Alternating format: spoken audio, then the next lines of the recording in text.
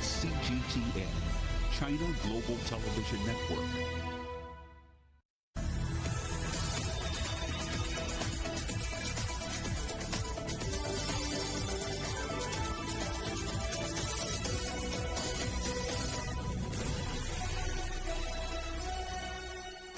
Live from London, this is Global Business. Hello and welcome to the programme. I'm Luigi Barkil. And I'm Robin Dwyer. Our top stories. A royal welcome. China's President Xi Jinping meets Saudi Arabia's Crown Prince in Riyadh as the two nations sign trade deals worth billions of dollars. Premier Li predicts China's economy will pick up pace following the easing of its COVID measures. Croatia is in, but Bulgaria and Romania will likely stay out. EU ministers vote on which countries can join Europe's 26-nation open away from oil, with China's Belt and Road Initiative set to play a bigger role. In 2022, Saudi Arabia received the largest amount of BRI investments worldwide, with around $5.5 billion worth of deals signed. Well, our correspondent Yasser Hakim is in Riyadh for us. So, Yasser, what can you tell us about these deals that have been signed? Yes, there are a raft of deals with different sectors. You've mentioned clean energy, and yes, it's taken a big part of the deals signed. There's the hydrogen projects, hydrogen energy projects, which are also a priority for Saudi Arabia to try to transform its electricity power output from to using the clean energy. Around 50% by 2030, 50% of the output of electricity would be generated from clean energy. And this is an ambitious project that it sees that China can play a big role in achieving that. There's also the cultural side. The President Xi was honored with the honorary doctorate of management from King Saud University, as well as an agreement to launch the Chinese language in Saudi Arabia, not just in the university level, but in schools as well. And that's on the cultural side. Then you've got two very important deals that Saudi Arabia has welcomed very much and has hailed. One of them is Saudi Arabia becoming what is called the comprehensive strategic partner. So there's been a comprehensive strategic partnership between Saudi Arabia and China. This is more than just a normal relationship. Not many countries take that status from China, and for Saudi Arabia they see it as a transformation in the ties between both nations. And then there's also the agreement to coordinate between Vision 2030 by Saudi Arabia and the Belt and Road Initiative. Obviously, the Belt and Road Initiative goes through the Middle East, and throughout history the Silk Road has been passing through Saudi Arabia and other countries in the region, and now it's been revived, and all the infrastructure projects that Saudi Arabia wants to produce here or to build here, with investments from other countries, including China, will be very much coordinated with the Belt and Road Initiative. So localization here goes with the Belt and Road Initiative and the infrastructure projects, and those commemorate each other and complement each other, and that's a big portion of what will culminate in the investments coming up in the next few years, because it will serve those two aspects, the Belt and Road Initiative and Vision 2030 for Saudi Arabia. Back to you. So, yes, what's next on the agenda for this visit? Well, there's a lot of activity going on in Riyadh here. There's an influx of leaders from the Arab world coming to Riyadh to prepare to meet for the summit on Friday. There's two summits. There's the China Gulf Cooperation Council Summit and the China Arab Summit. More than 14 Arab countries will be here, are here, and already the meetings have started. But on the bilateral side, on the side of the summit, you've got Chinese President Xi Jinping has met with Egyptian President Abdel Fattah al-Sisi. In a statement, the Egyptian president said that Egypt supports the one China status. Egypt is also working with China on the Belt and Road Initiative, while the Chinese president said that China is ready to increase trade with Egypt as well as investments, especially also in health and aerospace technology.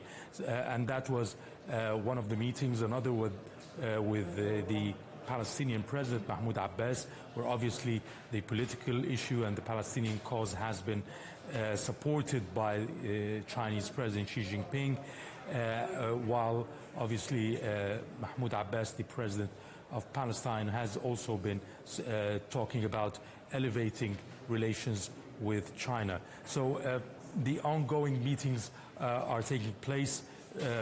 On Friday, we expect there's also going to be a landmark event which is launching the free trade agreement between China and the Gulf Cooperation Council countries, and that will be another milestone to be achieved here in Riyadh, noting that the GCC countries' bilateral trade with China represents about 66% of China's trade with all of the Arab world. So that shows how significant this agreement will also help foster more trade and investment between both sides. Back to you. Yasser Hakim in Riyadh, thank you very much. Wang Huayao is founder and president of the Center for China and Globalization. He's been telling me why this visit is significant. China and Saudi Arabia are really two big trading partners. Of course, Saudi Arabia is also a G20 member country, and China, of course, is the biggest, one of the biggest petroleum oil importers in the world. Actually, 70% of China petroleum depends on the import, and Saudi Arabia would be a large supplier, if not the largest. So I think that is really very natural that China and Saudi actually signed this new energy deal, and so that we can have more secured for China, but also have more cooperation enhancement, and also more trust and more friendship building. I mean, after 3 years COVID, kind of slowing down, now we are back to the normalcy, and I hope we can accelerate the cooperation between our two countries. And much of the energy relationship has traditionally been a seller and buyer, but that seems to be changing, particularly with the investments around clean energy and technology in that area. Yeah, I think that there's a of course, there's a new development, there's new changes. China is also now leading the world now in terms of clean energy. For example, the wind power, solar power, hydropower. It's all one of the biggest producers in the world, and of course also clean vehicles. But again, also, I mean, the traditional energy, we are still very much right now. We still depend on that, and of course we can gradually optimize, and of course also for advanced technology and all those clean energy that China is pursuing. I mean, we can also in the future find better way of how we can make a very clean and productive and efficient use of the traditional energy and like oil and petroleum. So that is also many ways that can be collaborated between China and Saudi Arabia for this clean technology and clean energy in the future. China has already brought its expertise in high-speed rail to Saudi Arabia. The Haramain high-speed rail project has made travel between two of Islam's most holy sites much easier. Our correspondent Adel El-Marouki reports. For decades, the growing number of pilgrims in Saudi Arabia has been putting pressure on the roads that connects two of Islam's holiest sites, Mecca and Medina. The cities are more than 450 kilometers away, What complicates the journey further is that the closest airport to Mecca is over an hour drive. Thanks to China's collaboration, the Haramain high-speed train introduced massive relief to commuters who want to visit the two holy mosques, serving Jeddah, a third city in between. This train is more comfortable and safer. It is also very fast. I came from Medina to Jeddah in 1 hour and 45 minutes, and now I'm heading back, as if I have never left my city. I wish this train was built long ago. Since I tried it for the first time 2 years ago, I've been only traveling with it. Currently, 35 trains are in the Haramain high-speed fleet. They have the capacity to transport 60 million passengers annually, taking them for a speed of up to 300 kilometers an hour, making it the fastest in the Middle East. We used to make this trip by plane or sometimes by car. The plane is not convenient if you have an important call to make during your trip. You go to the airport much easier than your flight, and the car is hectic during long-distance trips. In 2010, China built the LRT Mash'ar train, another railroad that connects Mecca's holy sites, which are part of pilgrims' routine during Hajj. The Haramain high-speed train is another token in the growing friendship between China and Saudi Arabia, as China Railway Construction Corporation was part of the consortium that built this $16 billion project. So this train unlocked a travel feature that never existed before it. Commuters now confidently take a trip from Mecca to Medina and backwards on the same day. A trip that used to take 12 hours on the road is now down to just 4, making it faster than the plane. Adel Mahroui, CGTN, on the high-speed train between Mecca and Medina. Saudi Arabia's Al Ajlan Group has over $17 billion invested in China, with interest ranging from food and clothing to energy and infrastructure. Yasser Hakim spoke to the group's deputy chairman, Mohammed Al Ajlan, to get an idea of how the Saudi business community views this visit by Xi Jinping. Your group is the largest Arab private sector investor in China. Why and how did you achieve this? We began in China as traders 35 years ago and as industrialists 25 years ago. We were the first Arab company to invest in China and the first Arab manufacturer in China. This is a result of the very good relationship with the central government and the authorities in the country and the experience we learned from them.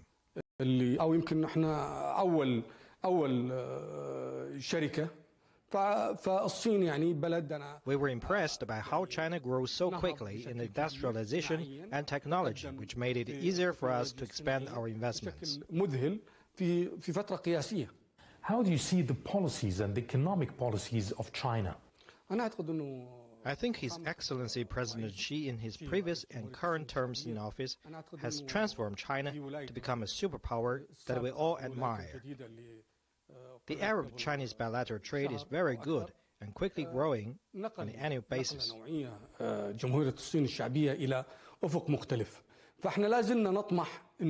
I hope that China would invest more in the Arab region and that Arab countries make it a priority to attract more Chinese investments.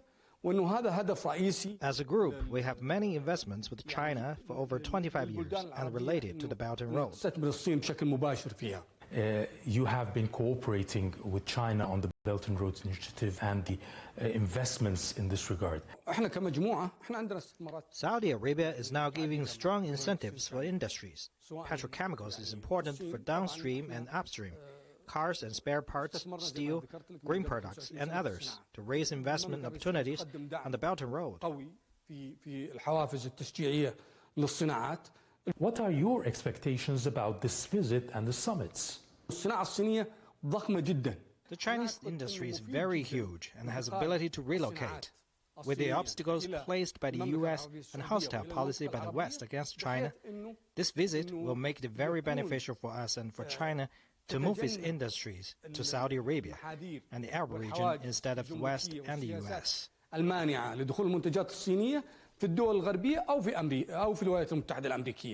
It's been a pleasure having you here on CGTN, and best of luck. Thank you very much. China's economic growth will pick up pace after COVID measures were eased. That's the message from Chinese Premier Li Keqiang during talks with the heads of the world's biggest economic institutions. The meetings in the Chinese city of Huangshan come a day after the country significantly eased restrictions. Our correspondent Dai Kai reports.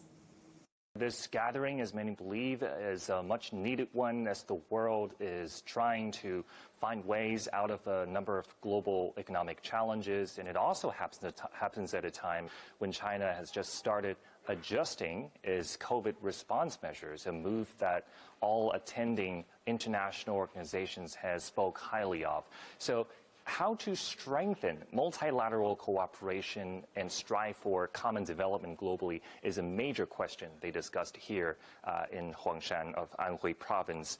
And Chinese Premier Li Keqiang's message is clear, and that is China's committed to opening up and upholds the multilateralism and free trade. For example, when he spoke to David Malpass, president of the World Bank, he said that China is devoted to aligning with world-class principles, world-class standards, and commonly practiced international economic and trade norms. He said that as many as 160 million market entities here in China have fully and effectively unlocked the market vitality and social creativity. So China remains to be a popular destination for international investments and corporates and enterprises. And during another meeting between Li Keqiang and Kristalina Georgieva, Managing Director of the International Monetary Fund, or IMF, Li also said China will continue to work alongside IMF to tackle debt and climate change, as well as a number of other global challenges. It'll keep the Chinese yuan exchange rate generally stable, which he said is conducive to safeguarding global supply chain system and stability. Our correspondent Dai Kai reporting from Huangshan. Still to come here on CGTN. It was the financial scandal that rocked Germany. The trial of the former Wirecard CEO has begun. We're in Munich next.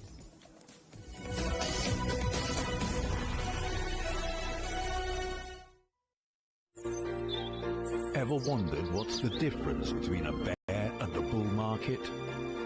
Where are the cash cows? And who are the lame ducks? And what exactly are black swans? Grey rhinos? And unicorn companies? Make sense of it all with Global Business, only on CGTN. There's a new agenda for a new world, accelerating change in almost every part of our lives. It's shifting the norms of how we work, travel, and connect. How we think, interact, and develop. It's a new reality, a new agenda with me, Juliet Mann.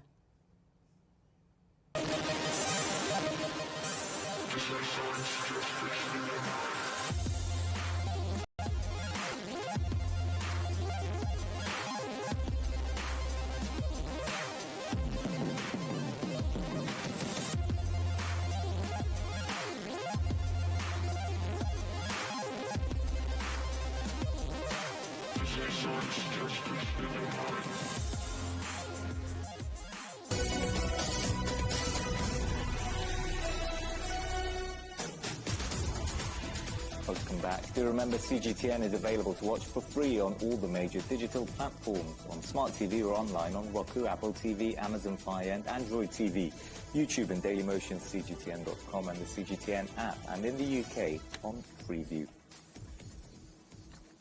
More arrests are expected over a plot to overthrow the German government, according to the country's interior minister. 25 alleged members of a far-right group called the Reich Citizens Movement were arrested on Wednesday. A minor aristocrat and a Berlin judge were among those detained. Well, our correspondent Peter Oliver is in Berlin. So, Peter, how's the police investigation progressing?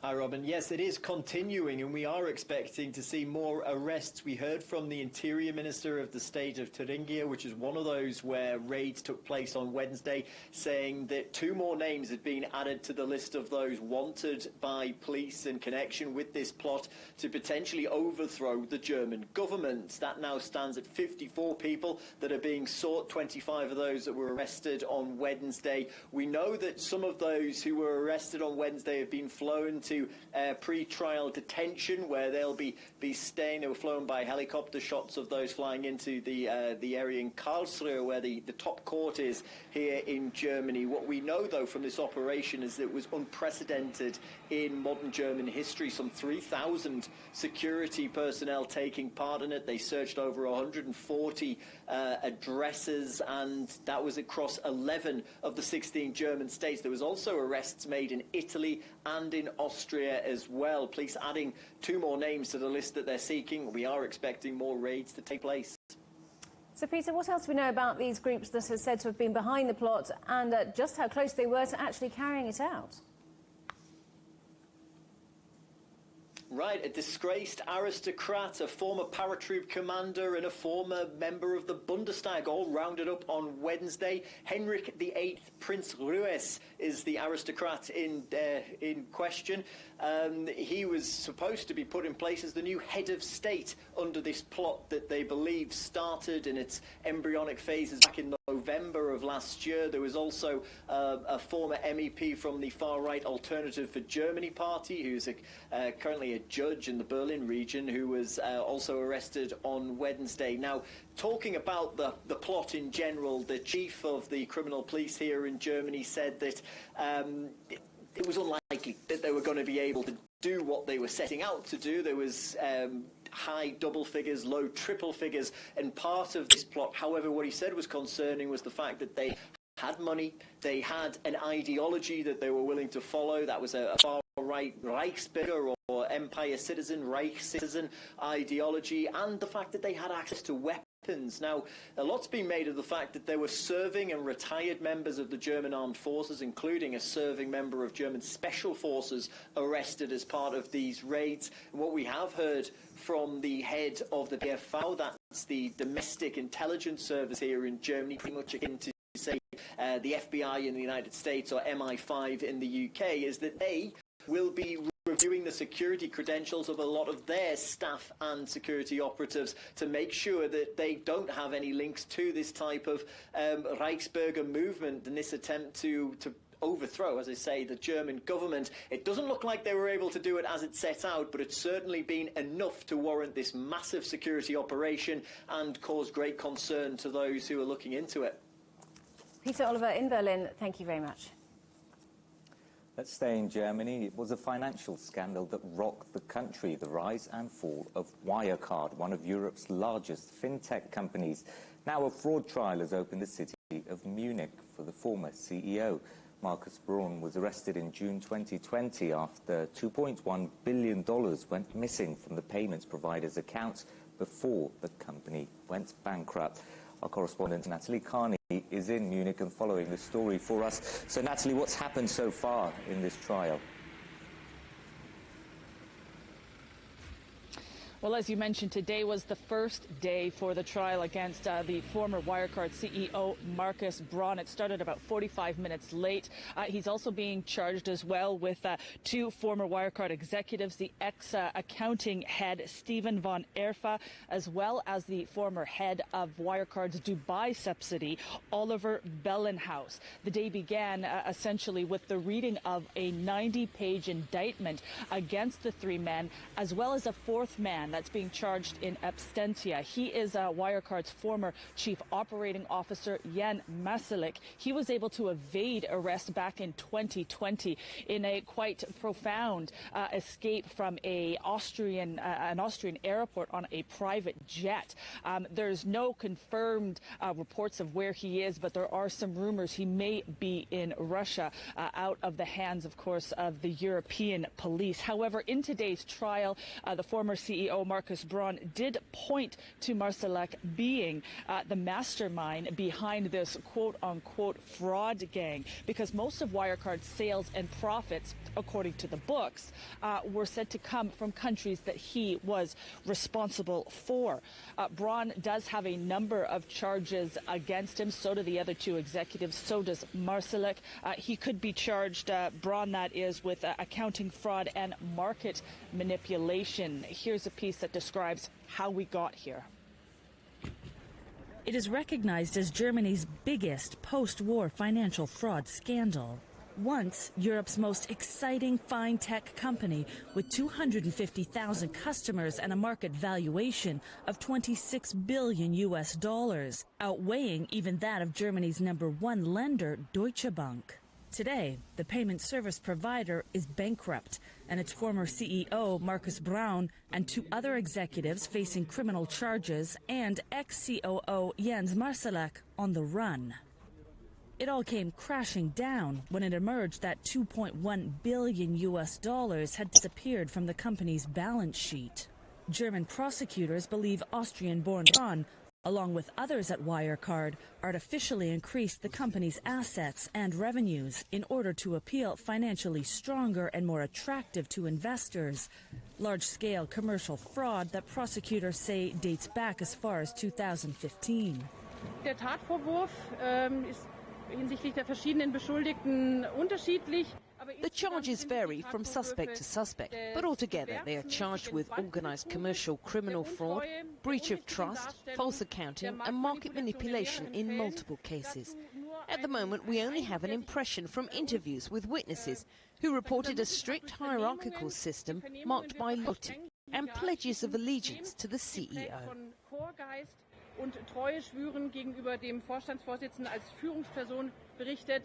In 2020, Wirecard became the first ever DAX member to file for insolvency, owing nearly $4 billion.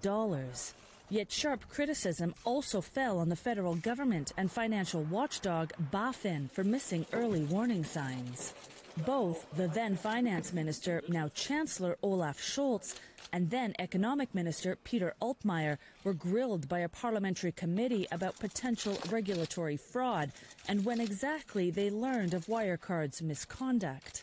Documents showed that Scholz was told of concerns as early as February 2019. It's clear that this is a financial scandal, and while the financial supervision is with the finance ministry, what's most important to me is Angela Merkel's role and the role of Mr. Scholz. Who failed more in this, they can decide amongst themselves. Former Chancellor Angela Merkel also faced lawmakers over reports that she promoted the company during a trip to China in September 2019, when journalists were already voicing doubts about Wirecard's books. The Parliamentary Investigation Committee concluded the economic damage from Wirecard amounted to over $31 billion and said it was regrettable that no one in the German government had taken responsibility for the scandal. A special police task force searching multiple properties, scouring immense amounts of data, and involving authorities from around 25 countries have compiled the case against Markus Braun and his fellow defendants. Braun, who denies any wrongdoing, could face up to 15 years in jail if found guilty. So a complicated case then, Natalie. When can we expect a verdict? Yes, well, there have been 100 tentative court dates scheduled for this courthouse, high security in one of Bavaria's biggest, largest prisons here in the outskirts of Munich. These court dates are set to run through 2023. So realistically, the earliest we could get a verdict for all 4 men is early 2024. Thanks for that, Natalie. Our correspondent Natalie Carney live in Munich. Elon Musk has reportedly brought in Tesla's president in China, Tom Zhu, to help run the carmaker's new plant in Texas. Bloomberg says Zhu has brought some of his engineering team from China with him to help in overseeing Giga Texas. The plant near the city of Austin makes the Model Y and will produce Tesla's upcoming Cybertruck. Former president of disgraced blood testing firm Theranos has been jailed for nearly 13 years. Sani Balwani was convicted in July of defrauding patients and investors. The sentencing comes after the firm's founder, Elizabeth Jones, was jailed for 11 years. Theranos falsely claimed it could test for illnesses with just a few drops of blood. The firm folded in 2018. Ukraine's central bank has kept its interest rate unchanged at 25% and says Russian missile strikes on energy facilities will hit GDP, making a quick rebound unlikely.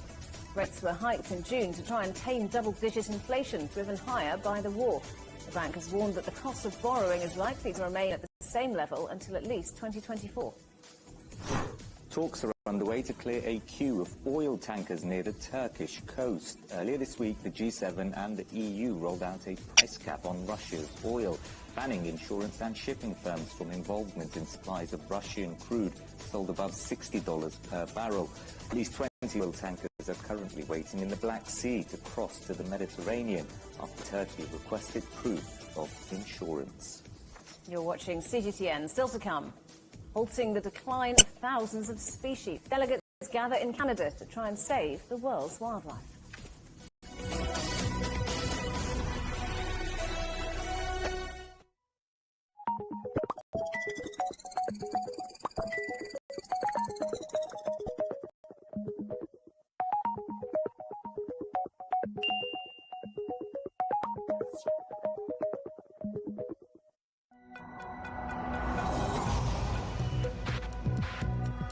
Each day, there are millions of stories. Each one can open new perspectives, new possibilities. Wherever you look, we are there. To see, discover, explore. We put the pieces together to find what really matters to you. All around the world, all around the clock. Our reporters are at home across the globe. From our headquarters in Beijing and production centers in Washington, Nairobi, and London, China Global Television Network. Stories from across the globe, reaching people across the globe. CGTN. See the difference. Facing the unknown is always difficult. In a world in turmoil, it's easy to lose orientation. But when the storms come, we have to see the possibilities, reinvent, find new opportunities, discover a path forward. CGTN. See the difference. What do we mean when we talk about the difference? The difference is in the detail, in the background, defense ministers from the wider angle and perspective of every story. Wherever the story may be. CGTN. See the difference.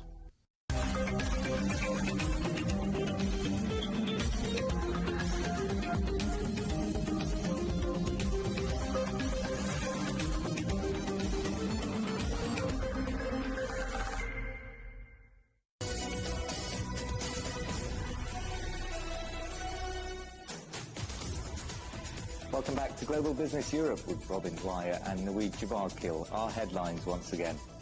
A royal welcome. China's President Xi Jinping meets Saudi Arabia's Crown Prince in Riyadh as the two nations sign trade deals worth billions of dollars. Premier Li predicts China's economy will pick up pace after the easing of its COVID measures.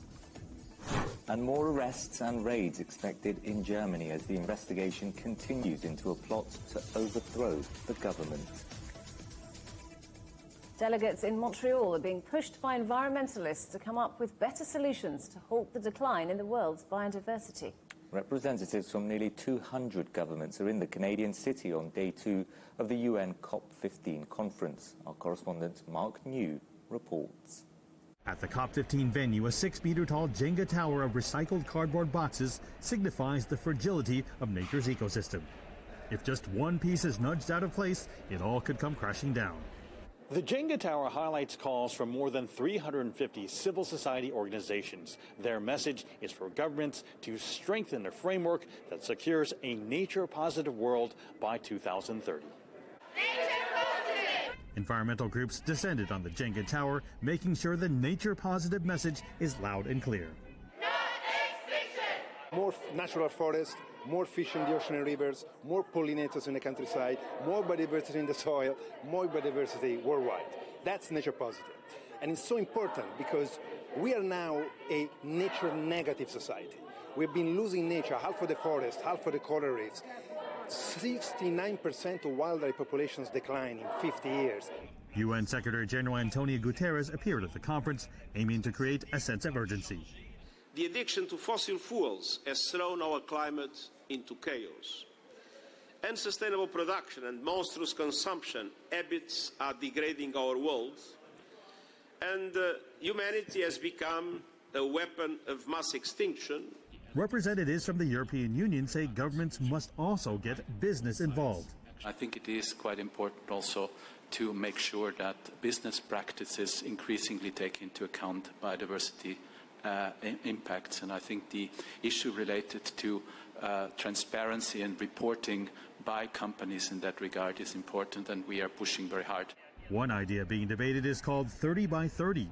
That target aims for an agreement for countries to set aside at least 30% of their land for conservation by 2030, though some critics say it could prompt mass evictions of indigenous groups. Mark New, CGTN, Montreal. For more on the story, Marco Lambertini joins us. He's the Director General of Wild Wildlife Fund International. Thank you for being with us, Marco. The figures are stark, as we've been hearing. Human activity severely damaging 3/4 of all land on Earth and 40% of our oceans too. How much does biodiversity matter, and what do you want to see this week? So first of all, thank you for having me. And yes, the figures are frightening. And they're frightening because we're beginning finally to understand that actually biodiversity is not just a moral issue that we have to coexist with the amazing diversity of life on the planet, but biodiversity in so many different forms, from the pollinators that help us produce food, to the fish in the ocean and rivers that provide nutrition, proteins to billions of people, to the biodiversity in the soil that makes soil fertile for our agriculture, and so on and so forth, is absolutely fundamental, not just to the balance of the planet, but also to our economy, to our social stability, to our health, as COVID-19 has tragically demonstrated. So nature conservation is rising at the top of the political agenda here in Montreal, which is it's about time, also because the previous climate COPs have highlighted the link between biodiversity and climate. Imagine this figure, think about this figure, that the forests of the world today are actually storing the equivalent of 100 years of CO2 emissions that we produce at the current rate. Imagine when we release in the atmosphere through deforestation and conversion all that carbon. Without nature, we will never achieve the 1.5 degrees of global warming limit. And so this new realization is making such a strong, compelling case for protecting biodiversity in nature in a way that they haven't done until now. And this is a global issue as governments worldwide deal with national challenges, particularly the economic. Do you think there's really much hope for multilateral solutions? Well, you're right. On one hand, there is a great realization of the need to protect nature for our own benefit and the benefit particularly of our children and their children. But on the other hand, the current geopolitical fractures are not very conducive to multilateral agreements. Having said that, we hope and we are really advocating for nature to be the topic and the theme that brings everybody together. Because at the end of the day, if we lose ecosystems like the ocean, forest, pollinators in the countryside, and biodiversity in other regions of the world, we will be all paying a dear price. And so it's in everybody's interest to halt and reverse nature loss and to move from a nature negative economy to a nature positive one. It is possible, and in Montreal we're discussing a plan to deliver it. And you mentioned the COP summit there. We've recently seen COP27 wrap up in Egypt, the world's attention on Sharm el-Sheikh, and lots of world leaders as well. Do you think there's a risk the fight against climate change may be overshadowing the need to focus on biodiversity? On the contrary, I think that the great attention to climate change is highlighting the role of nature in mitigating and adapting to climate change. And as I said, the ocean, wetlands, river systems, forests are all ecosystems, grasslands, are all ecosystems that are contributing immensely to absorb a lot of our of the CO2 that our economy, is emitting. 40% of the CO2 emitted by our society has been sequestered by nature. Big role played by the ocean as well, by the way. An ecosystem that has until now been undervalued in terms of its contribution to mitigating climate change. So nature is actually connected to climate more strongly than ever before. Thanks for your thoughts. That's Marco Lambertini, Director General of World Wildlife Fund International at the COP15 summit in Montreal. Efforts are underway in Croatia to protect biodiversity as climate change takes effect. A shortage of water is one of the main problems for the country's ecosystems, with many unique species under threat. Earlier this year, our correspondent Alyosha Milenkovic visited one of Europe's largest wetlands in Croatia. It is late April and the water levels are receding in one of Croatia's natural gems, Kopački Rit. The tourist cruises that used to explore this swampland are now shortened, as there are fewer waterways deep enough for the boats to use. At this time of year, it used to be normal for the water to come all the way up to here where I'm standing. But that's changed in recent years. Now, the water level is far, far lower. And this ecosystem needs water to survive. Kopački Rit covers the area of 23,000 hectares around the area where the Drava River meets the Danube. It is a protected area hosting hundreds of unique species. And every single one of those is affected by a prolonged lack of so-called floodwater. If there are no floodwaters, then the fish spawning won't happen. Then the reptiles here, amphibians and birds that feed on those fish eggs won't have enough food to eat. So it means that if you affect one link in the food chain, the entire chain would feel the consequences. The absence of the floodwaters affects the entire nature park. The cormorant population has already felt the changes, as their once big colony of previous years has shrunk in size. At the same time, beavers, as an imported species, have started thriving in Kopački Rit and inflicting more damage than expected when they were introduced 2 decades ago. Experts say this emphasizes the need for more protection of Croatia's delicate ecosystem, despite already strong regulation. By the law, over 410 areas are protected, covering 820,000 hectares. It is 9.3% of the entire landmass of Croatia. Those protected areas are governed by the public institutions, which also monitor them and conduct various researches there. But regardless of Croatia's efforts to improve the situation, the future of this ecosystem and others like it are dependent on the course of climate change and whether there is a global action to slow down its effects. Alyosha Milenkovic, CGTN, Kopački Rit. Scientists say Britain's decision to approve a new deep coal mine will damage its environmental credibility worldwide.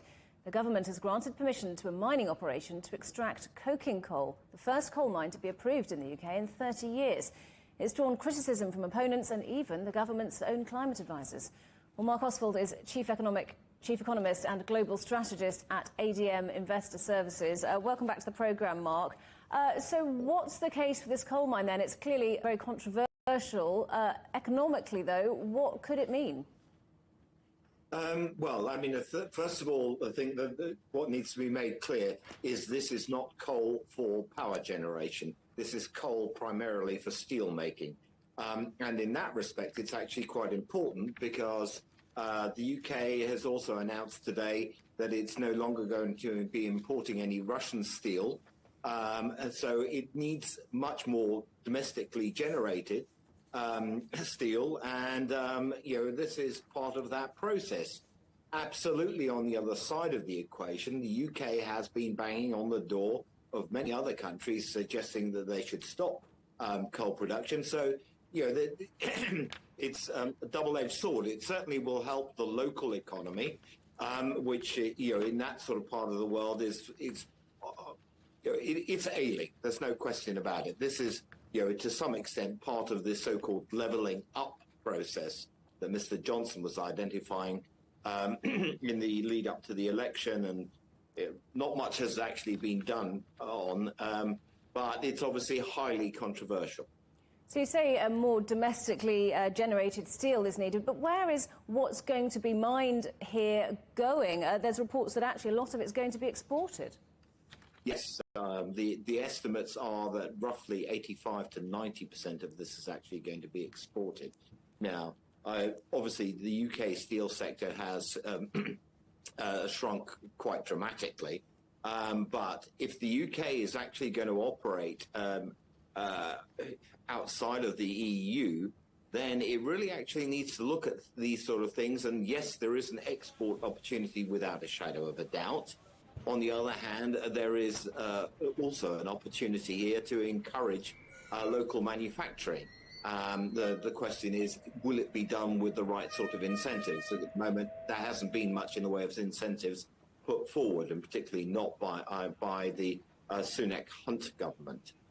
And this is coming for a lot of criticism from environmental groups. Coming so soon after the UK hosted COP26, it does look a bit like an about turn when it comes to the UK meeting its environmental goals.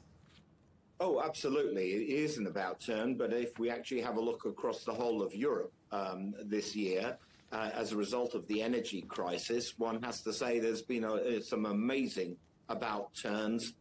Germany stopping the phasing out of nuclear power, also phasing out of some of its coal production. People have had to get really much more practical, and that is part of the problem here. That as much as I'm not disputing any of the climate or environmental concerns, because they are absolutely real, there isn't actually a proper plan out there. Whether it's in the EU level, whether it's in the United States, the United Kingdom, people need to actually get away from the emotive issues and down to more practical thinking, particularly in respect of anything to do with moving towards more renewables. And there isn't much clear thinking going on. Mark, good to talk to you. Thanks for joining us today. That's Mark Oswald from ADM Investor Services. You're watching CGTN. Still to come. Europe agrees to widen its free travel zone, but not all countries are invited to join. We're in Brussels. Next.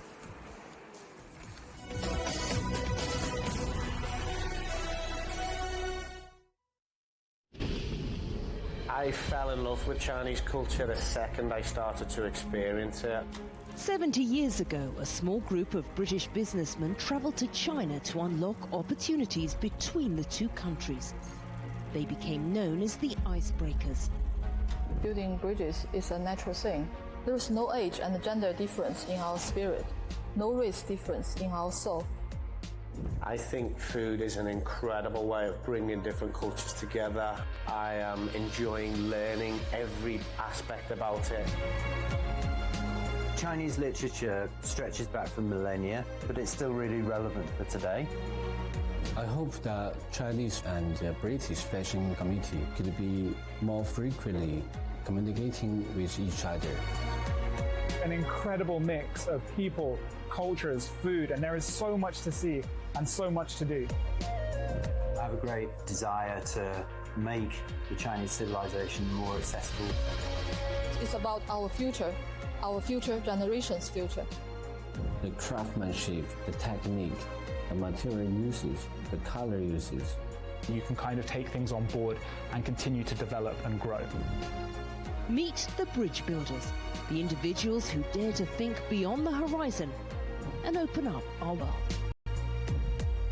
Everything seems to have a story. I just think that's absolutely beautiful. A huge tick.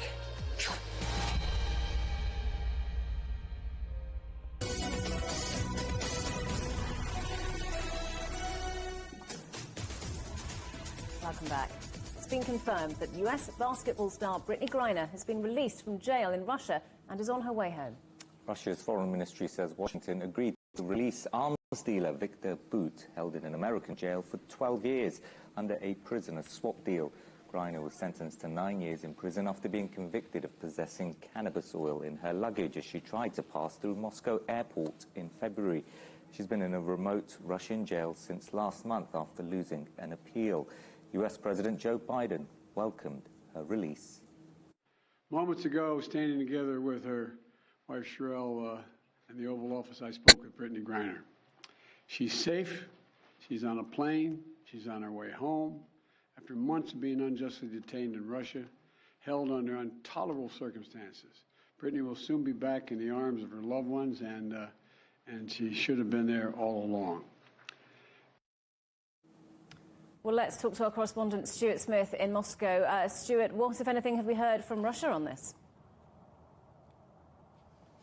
Yeah, well, first of all, the Russian Foreign Ministry confirming it almost at exactly the same time this broke around the world, including in the United States. It seems this was arranged with the help of Saudi Arabia and the UAE. Then the flight itself taking off from Abu Dhabi, with Brittany Griner going to the United States and Viktor Bout going back to Russia. He's on his way back here against Russian media at the moment. When he does return, he will have a meeting with the Foreign Ministry to talk about his experience in the United States. That's from the Foreign Ministry itself. Russia's Human Rights Commissioner said it's effectively a New Year's gift, Russia's equivalent of exchanging Christmas presents, and she said it was particularly good for Russia because he was pardoned by the President of the United States, Viktor Bout, this is, which means he's effectively a free man as soon as he lands in Russia, and also able, should he wish, to travel the world unimpeded, as if he has no previous sentence. So that's good for him, but he is a convicted in the United States arms dealer. He was convicted of providing support to terrorist organizations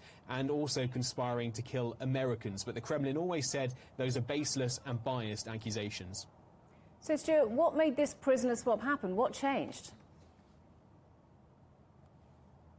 Well, it seems to be that this was only because, according to US officials, it was the end of the road in the United States' attempt to actually swap Brittany Griner and Paul Whelan, another American imprisoned in Russia, for Viktor Bout. That 2-for-1 swap on the table since June, it seems, but Russia always saying it was only willing to go for the 1-for-1, especially as the Ministry of Foreign Affairs has made clear it considers Brittany Griner, convicted here in Russia of drug smuggling and drug possession, of a very different nature to Paul Whelan, who's convicted here for espionage. He denies that he's guilty of that. He's also been in prison longer here. He does seem to have a different status in the minds of the Ministry of Foreign Affairs, and so this seemed to be all that could be arranged. But there is one other bit of interesting information leading up to this final swap. As late as late November, the US still said that Russia had not come up with a significant proposal, but then a week afterwards, Sergei Lavrov, the Russian foreign minister, suggested that the US and Russian officials at the intelligence level, so intelligence officials, had a meeting, and then a week later this swap happens. So potentially there is more than just we can see on its own with the prisoner swap. But Russia definitely very happy after so long to get Viktor Bout back after what they call a politically motivated imprisonment. Stuart Smith in Moscow, thank you very much. A US citizen has been given an 8-month suspended sentence for causing the death of a British teenager in a case that sparked a diplomatic row between the two countries. Anne Sakoulas, who appeared in court via video link, has also been disqualified from driving in the UK for 12 months. She pleaded guilty in October of causing the death of 19-year-old Harry Dunn in 2019 when her car hit his motorbike outside a US military base. Sakoulas is unlikely to ever be imprisoned. She left the UK claiming diplomatic immunity, and Washington has refused to extradite her. Croatia will join Europe's 26-nation open travel zone, but Bulgaria and Romania are expected to be kept out due to opposition from Austria. EU interior ministers are meeting in Brussels to discuss the newest additions to the so-called Schengen area, the world's largest free travel zone. Our correspondent Alex Cadier is in Brussels and following the story. Alex, good news for Croatia then, but many Europeans in other parts of the continent will be pretty unhappy. Yeah, you're absolutely right, and there's kind of an overshadowing of Croatia's excitement. A very exciting time for Croatia. They are joining the Schengen zone, that is that border-free zone. So, for example, if you're taking a flight from Zagreb and you're flying to Rome, well, you won't need to go through passport control anymore, and that's one aspect of it. The other aspect of it is the fact that businesses driving across European Schengen borders won't have customs checks anymore, and that'll be a really big boost to the Croatian economy. That's why these countries were so eager to join. However, Bulgaria and Romania have been stopped from doing so because of opposition from the Austrians and the Dutch. This is a decision that needs unanimity from the European member states, and it hasn't been found today. The Austrians have said, we're concerned about migration, we're concerned about illegal immigration. There's a lot of migration coming through the Western Balkan routes, tens of thousands in the last month. So they think if we add Romania and particularly Bulgaria into the mix, well, this will be completely out of control. The Austrians want that last line of checks. So despite being members of the European Union 6 years more than Croatia, then Romania and Bulgaria are still not being allowed into Schengen. So quite deep frustration from the Romanians. Sources in the room tell me that one of the Romanian ministers was incredibly frustrated and made it very, very clear that those frustrations were there. But blocking from the Austrians, from the Dutch about those two, the Austrians are really the sticking point because they blocked both, and so we will see in the next few weeks how this unfolds. And if there is no unanimous decision, just briefly, what happens next? Yeah, well, next it goes up to the bosses. The heads of state are going to meet in Brussels next week. They will then take up the mantle. The ministers weren't able to find a solution, so all the country leaders from across the European Union will make that decision in Brussels next week. But they won't make that decision. They will discuss a timeline, a roadmap, a plan, and then maybe, just maybe, we will see a resolution to this in the summer. So if you're Bulgaria and you're Romania, you're going to be frustrated and waiting until the summer. Alex Cadier in Brussels. Thanks, Alex. Luis Enrique has left his role as Spain's manager after the team's surprise World Cup exit against Morocco. Spain had been one of the favourites to win the tournament in Qatar and won their first game 7-0, but they lost on penalties to Morocco in the second round. Enrique said he was to blame for the exit. Spain's under-21 manager will replace Enrique, who had held the role since 2018. And finally, the first coins featuring Britain's King Charles III have entered circulation in the UK. The new 50p piece features an image of Charles, who became king after the death of his mother, Queen Elizabeth II, in September. The back of the coin commemorates her coronation back in 1953. Our main stories again. A royal welcome. China's President Xi Jinping meets Saudi Arabia's Crown Prince in Riyadh as the two nations sign trade deals worth billions of dollars. Premier Li predicts China's economy will pick up pace following the easing of its COVID measures. And more arrests and raids expected in Germany as the investigation continues into a plot to overthrow the government. That's it for